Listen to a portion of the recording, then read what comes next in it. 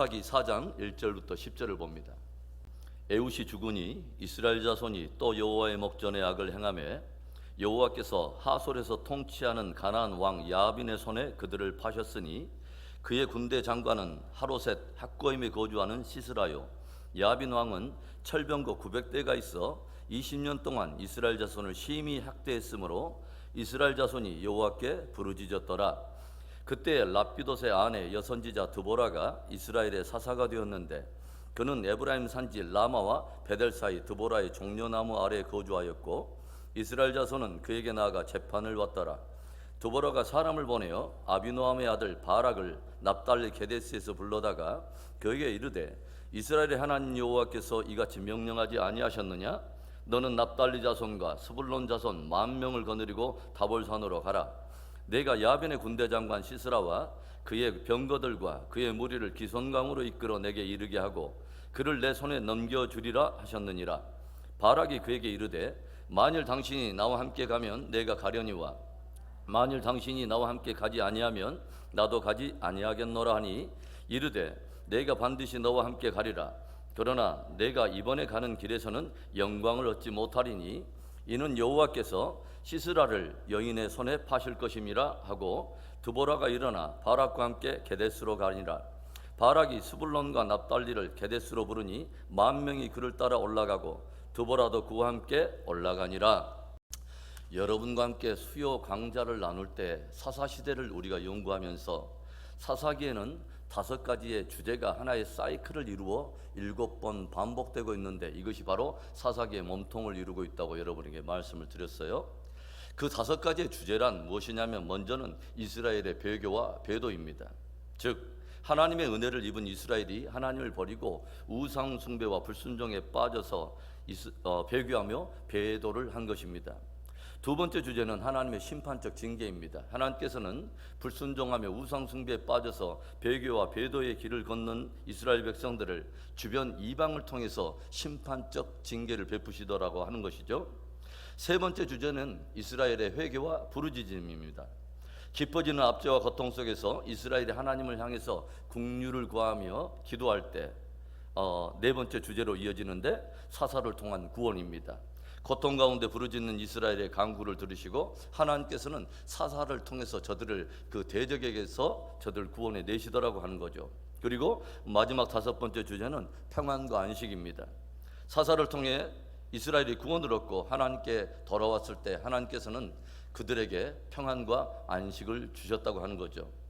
그렇게 해서 저들 가운데 평안과 안식이 주어질 때 이스라엘 백성들이 이제 어떻게 반응합니까? 사사가 죽은 후에 또다시 저들은 배교와 배도를 시작하게 되고 그러면 저들 가운데 또다시 심판적 징계가 베풀어지고 그러면 저들은 또다시 하나님께 간절히 부르짖게 되고 하나님은 또다시 사사를 세워서 저들을 구원하고 그러면 저들에게 또다시 평안과 안식이 주어지더라고 하는 거죠. 바로 이런 5가지 주제가 하나의 사이클을 이루어서 7번 반복되는 것이 사사기의 몸통입니다.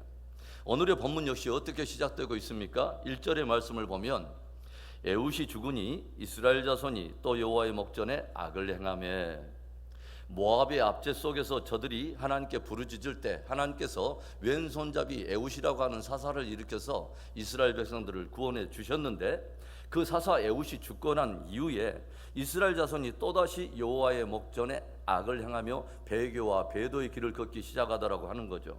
그러자 하나님께서 어떻게 하십니까? 하나님께서는 배도하는 이스라엘 백성들을 이번에는 북방 땅 하솔 땅을 통치하고 있는 야빈 왕에게 붙여서 압제와 고통을 당하도록 징계를 하시죠. 당대 하솔 왕 야빈은 철병거 무려 900대를 보유하고 있는 막강한 힘을 가지고 있었어요. 그래서 하솔 왕 야빈이 휘두르는 철권 통치 아래서 무려 20년이나 압제와 고통을 당합니다. 이제 이스라엘은 어떻게 해야 할까요? 저들이 어떻게 해야 저들은 다시 압제와 고통을 벗어나서 다시 회복의 은혜를 입을 수 있을까요? 여러분, 하나님을 섬기는 우리들이 혹 불순종하여 그래서 우리에게 심판적 징계가 주어지고 우리들이 고난과 압제를 당하고 어려운 징계 가운데 있을 바로 그때라도 우리들이 해야 할 일이 있습니다. 첫 번째는 다시 기도의 줄을 잡는 것입니다. 3절의 말씀, 야빈 왕은 철병거 900대가 있어 20년 동안 이스라엘 자손을 심히 학대했으므로 이스라엘 자손이 여호와께 부르짖었더라. 오늘 이스라엘 백성들은 다른 세력과는 달리 무려 철병거 900대를 보유하고 있는 강력한 철권 통치를 하고 있는 야빈 왕의 손에 붙여가지고 압제를 당하고 고난을 당하게 되는데, 그 고통 속에서 저들이 무엇을 합니까? 다시 여호와께 부르짖기 시작해요. 여러분, 극한 고난과 징계의 시간을 지날 바로 그때라도 하나님께 부르짖으며 기도의 줄을 다시 붙잡아야 합니다.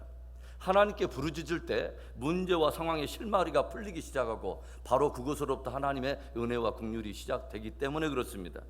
우리가 너무도 잘 알고 있는 에레미야 33장 3절의 말씀을 한 목소리로 읽어보겠습니다. 너는 내게 부르짖으라.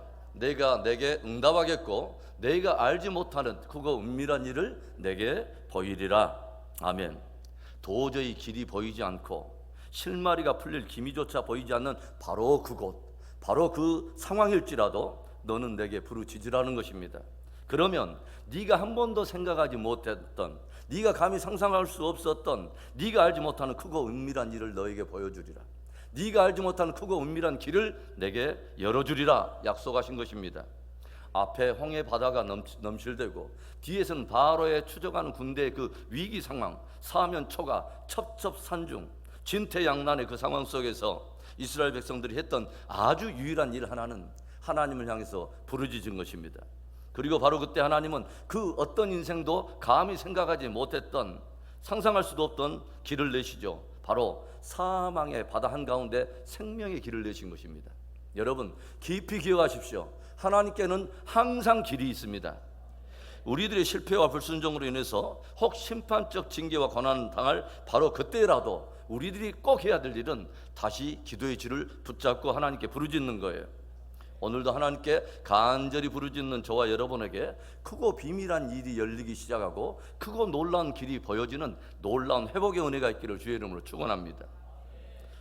하나님을 섬기는 우리들이 혹 불순종해서 우리들에게 심판적 징계가 주어지고 우리에게 고난과 징계가 있을 바로 그때라도 우리들이 해야 될 두 번째 일은 다시 하나님의 말씀을 신뢰하는 것입니다. 하나님의 말씀을 붙잡고 일어서는 것입니다.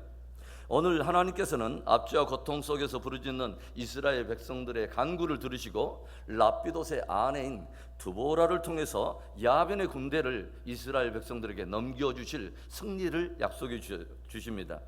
하나님께서 이스라엘 가운데 쓰셨던 12명의 사사 가운데 유일하게 여자가 바로 이 드보라라고 하는 여인인데, 당대 유력한 남성들 굉장히 많았습니다. 힘 있는 장수들, 또 뛰어난 지략가들 굉장히 많았어요. 그런데 왜 하나님께서는 이 라피도스의 아내 연약한 이 드보라에게 당신의 말씀을 주시고 그 여인을 통해서 이스라엘을 구원하셨을까요? 그녀가 하나님의 말씀에 귀를 기울이고 있었기 때문에 그렇습니다. 그녀는 하나님의 말씀을 들을 줄 아는 귀가 있었기 때문이라고 하는 거죠. 국가적인 혼돈과 위기 때 온 나라가 두려움과 혼란 속에서 어수선할 때 조용히 하나님의 말씀에 귀를 기울이고 있는 한 여인이 있었다고 하는 거예요. 눈앞에 펼쳐지는 상황과 환경에 압도돼서 모든 이들이 두려워하며 어쩔 줄 몰라고 당황하고 있을 때에 모든 무게를 바로 옮겨서 하나님의 말씀을 청종하고 있는 한 조용한 위대한 여인이 있었다고 하는 거죠. 그리고 드보라는 자신이 하나님께 들은 말씀을 그대로 하나님의 백성들에게 선포하고 있어요. 우리들의 불순종으로 인해서 혹 심판적 징계와 고난 속에 있는 바로 그때라도, 바로 그때일수록 우리들이 가까이 귀를 기울여야 할 것은 하나님의 말씀인 것입니다. 다시금 하나님의 말씀을 붙잡고 일어나는 것입니다. 여러분, 말씀을 붙들어야 바로 그곳에 회복이 있습니다. 말씀을 붙잡아야 그곳에 희망이 있어요. 말씀을 우리가 들을 때 우리에게 힘을 얻고 우리가 능력으로 다시 일어설 수 있는 것입니다. 우리를 향한 하나님의 축복된 도전의 말씀이 뭐예요? 너희가 사람이 뭐예요? 떡으로만 살 것이 아니요 여호와 입에서 나온 말씀으로 말미암아 살리라 우리에게 들려주고 있어요. 여러분, 말씀을 붙잡아야 살아납니다. 가나안 야빈 왕이 거느리고 있는 철병거로 인해 두려워해서는 안 돼요. 불순종과 실패를 빌미삼아서 끊임없이 우리를 좌절케 하고 우리 안에서 참수하는 더러운 사단적 관계에 귀를 기울이고 있으면 안 돼요. 눈앞에 펼쳐지는 상황과 들려오는 여론에 귀 기울이면 안 됩니다. 다시금 말씀으로 돌아가는 것입니다. 다시금 하나님의 복된 말씀을 신뢰하며 그 말씀을 붙잡아야 하는 것입니다. 오늘도 말씀을 붙잡고 나아가는 저와 여러분의 삶에 큰 승리와 회복의 은혜가 있기를 주의 이름으로 축원합니다. 하나님을 섬기는 우리들이 혹 불순종하여 우리들에게 심판적 징계가 주어지고 우리들이 고난과 징계 가운데 있을 바로 그때라도 우리가 꼭 해야 될 일, 마지막 세 번째, 여상하게 담대하게 믿음의 전진을 하며 여상하게 선한 싸움을 싸우는 것입니다. 오늘 이스라엘은 하나님께로부터 들려오는 말씀을 다시 신뢰하며 야빈 왕이 거스리는 철병거와 싸우기 위해서 다시 일어나기 시작해요.